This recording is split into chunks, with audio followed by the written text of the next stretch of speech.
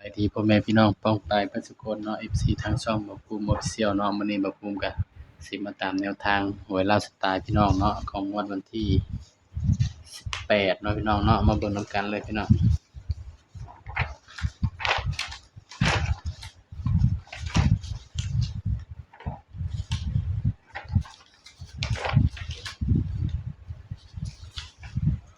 นี่เนาะสำหรับลาวสตาร์เนาะงวดวันที่18เนาะพี่น้องให้เด่น901บัดนี้เบิ่งผลมันออกนำกันครับพี่น้อง770 52เข้าแต่0เนาะพี่น้องเนาะเข้าแต่ตัวเด่นพี่น้อง เอาแต่เด่นเด้อพี่น้องเด้อสายรูดสายวิ่งเนาะถ้าเอาไปรูดไปวิ่งก็คงสิปังเนาะพี่น้องกลับไปกันต่อเนาะบัดนี้ของงวดวันที่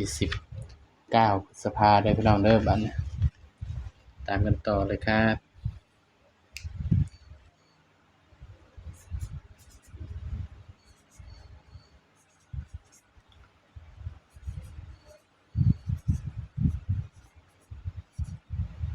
ก็ยังใส่สูตรเด่น3ตัวคือเก่าเนาะพี่น้องหวยลาวสตาร์เนาะทางช่องบ่าวภูมิ Official เนาะพี่น้องเนาะ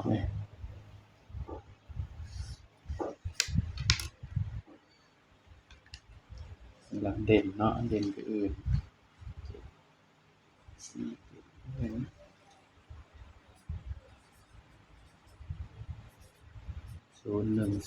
นี่ก็คือตัวเด่นตัวอื่นเด้อพี่น้อง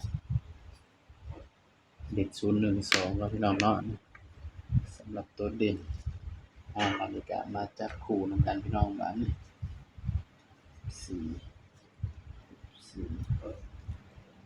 จับคู่จะจับเต็มเนาะก็สิได้อยู่12คู่เนาะพี่น้อง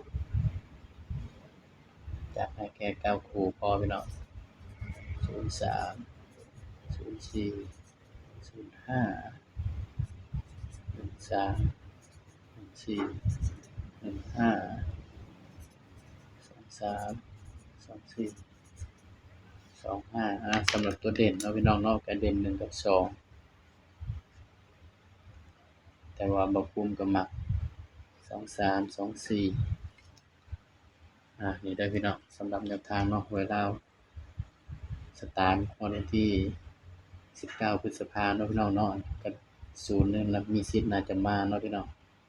สำหรับชุด3ตัวเนาะพี่น้องเนาะ435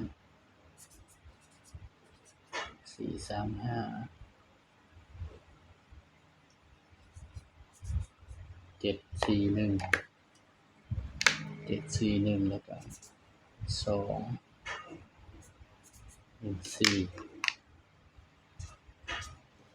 นี่เด้อพี่น้องสำหรับแนวทางเนาะหวย